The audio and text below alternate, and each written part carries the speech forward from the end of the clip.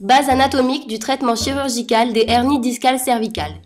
Tout d'abord, nous aborderons les bases anatomiques de la région cervicale, puis nous parlerons de physiopathologie et de correspondance anatomo-clinique pour finir avec les bases du traitement chirurgical. Concernant les bases anatomiques de la région du cou, on distingue trois plans, le plan superficiel, le moyen et le profond. Au niveau du plan superficiel, sous la peau, délimité par le fascia cervical superficiel, on voit apparaître le muscle possier ou platysma.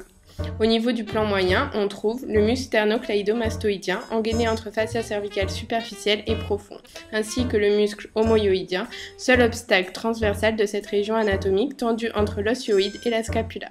Puis sous cet ensemble musculaire passe la carotide commune, qui est un repère essentiel lors du traitement chirurgical, et la veine jugulaire interne, en dehors de celle-ci. En dessous, le passage du nerf récurrent sous la crosse de l'aorte à gauche et sous l'artère sous-clavière à droite nous fera préférer un abord chirurgical du côté gauche. On arrive ainsi au dernier plan, en traversant le fascia cervical profond. On s'intéresse alors aux disques intervertébraux et aux vertèbres correspondantes. On aborde le rachis en repérant le tubercule de Chassaignac, tubercule caractéristique de l'apophyse transverse de C6. On observe médialement le muscle prévertébral, dernière structure molle, avant d'aborder la vertèbre cervicale.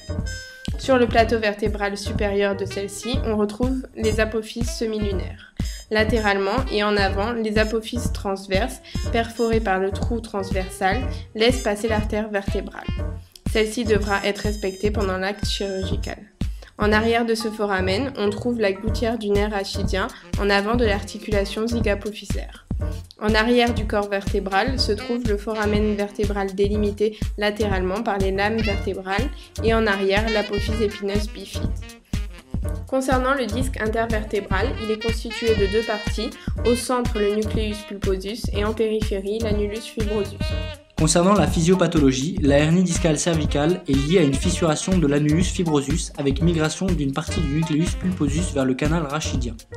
Elle est soit de type molle, soit de type dur, et elle est à l'origine d'une névralgie cervico-brachiale commune par compression d'une racine nerveuse sortant par le foramen intervertébral. Il existe deux types de lésions. Les lésions compressives dégénératives précoces, soit dues à une surcharge, soit à l'hypermobilité, ce sont les hernies discales cervicales molles, et les lésions compressives ostéophytiques dues à la vieillesse qui correspondent à la déshydratation du disque associée à une ostéophytose entraînant un pincement discal, ce sont les hernies discales cervicales dures. Pour les hernies discales molles, le plus souvent au niveau de C5-C6, il existe trois situations possibles.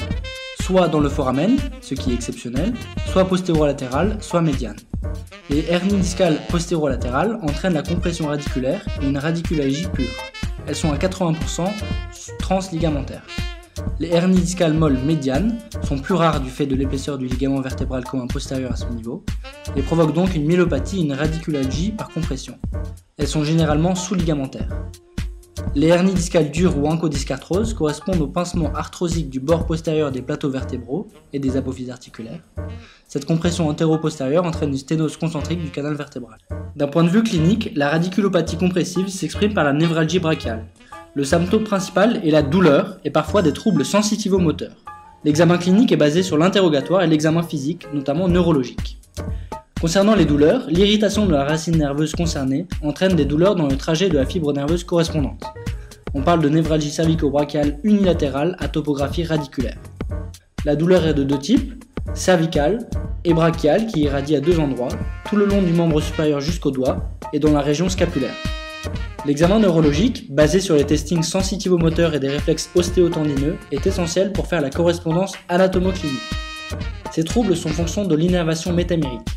Concernant le niveau de l'atteinte et ses conséquences, au niveau de la racine C5, on constate des paresthésies du territoire de la face latérale de l'épaule, des troubles moteurs du muscle deltoïde et une partie du biceps brachial, et l'hypo voire aréflexie du réflexe bicipital. Au niveau de C6, on constate des paresthésies du territoire de la face latérale du bras, de l'avant-bras jusqu'au pouce, des troubles moteurs du muscle biceps brachial, brachioradial et extenseur du poignet, et l'hypo voire aréflexie du réflexe stylo-radial.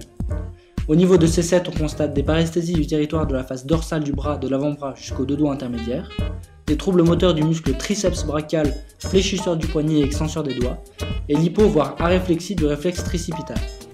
Au niveau de C8, on constate des paresthésies du territoire de la face interne de l'avant-bras jusqu'aux deux doigts médians, des troubles moteurs des muscles fléchisseurs profonds des doigts et des interosseux, et l'hypo voire aréflexie du réflexe cubito-pronateur. Concernant la paraclinique, l'IRM est le principal examen d'imagerie demandé, mais on peut aussi réaliser un scanner. La radiologie est surtout utilisée lors de l'intervention chirurgicale. Le traitement de la hernie discale est d'abord médical. Une décompression chirurgicale est envisagée en cas de résistance au traitement médical ou en cas de signes neuro-irritatifs et ou déficitaires en concordance avec les éléments paracliniques. Concernant le traitement chirurgical de la hernie discale cervicale, la décompression chirurgicale peut être réalisée par deux voies. La voie antérieure, pré-sternocleidomastoïdienne, est actuellement la plus couramment utilisée, la voie postérieure, les moins fréquemment. Concernant la voie antérieure, elle consiste en une dissectomie en abordant étape par étape les plans superficiels, moyens et profonds de la région du cou. L'abord du plan superficiel commence par le choix du côté de l'abord qui dépend du niveau à opérer. Au-dessous de C5, il faut préférer une voie gauche, le nerf récurrent étant moins vulnérable de ce côté. Au-dessus de C5, l'abord peut se faire indifféremment, à gauche ou à droite. C'est une voie pré-sternocleidomastoïdienne prévasculaire.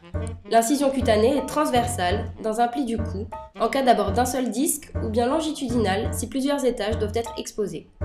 Pour un abord étendu, l'incision cutanée longitudinale suit le bord antérieur du sternocleidomastoïdien jusqu'au manubrium sternal. L'incision cutanée permet d'observer successivement le possier du cou, puis l'aponévrose cervicale superficielle. Le possier est alors décollé de l'aponévrose cervicale superficielle, puis sectionné. La voie d'abord est dégagée, maintenant la peau et le possier écarté. L'aponévrose cervicale est alors incisée parallèlement au bord antérieur du sternocleidomastoïdien. Concernant le plan moyen, la dissection permet d'isoler des structures transversales qu'il faut lier et sectionner, notamment le muscle homoyoïdien, mais aussi des artères et les veines thyroïdiennes. Le repère principal de ce plan est le sternocleidomastoïdien. C'est en longeant son fascia que l'on progresse dans la région cervicale. La localisation de la carotide commune est une étape essentielle de l'intervention.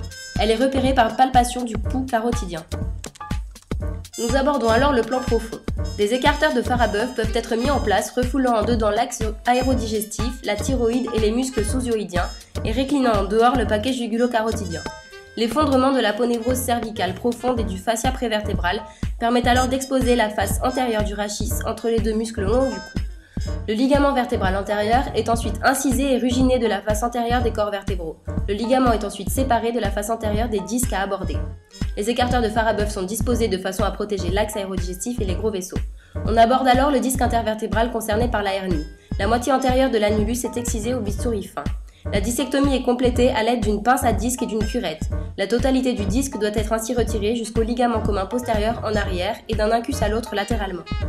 Chaque plateau vertébral est ensuite avivé à l'aide d'une curette ou d'une fraise en ayant soin de respecter l'os sous-chondral. L'avivement des plateaux vertébraux doit permettre d'obtenir deux faces planes et parallèles. Pour finir, le muscle homoyoïdien est réparé s'il a été sectionné, puis le possier du cou est suturé par des points. La fermeture cutanée se fait à l'aide d'agrafes ou d'un surjet intradermique. Pour finir, la voie d'abord postérieure, dans la chirurgie du disque cervical, doit être réservée à l'ablation d'une hernie discale molle en situation postérolatérale. C'est une technique d'indication rare. Le canal rachidien est exposé par voie interlamaire en excisant le ligament jaune. La bord intracanalaire est ensuite élargie à l'aide d'une pince en porte-pièce. Le bord latéral de la moelle cervicale est alors visible, ainsi que la racine qui s'en écarte transversalement. La racine est prudemment refoulée vers le haut ou vers le bas et la hernie peut alors être découverte sous la forme d'un séquestre exclu qui est extrait à la pince à disque. Cuir, cuir, cuir moustache. Cuir, cuir, cuir moustache. Cuir, cuir, cuir moustache. Cuir, cuir, cuir moustache.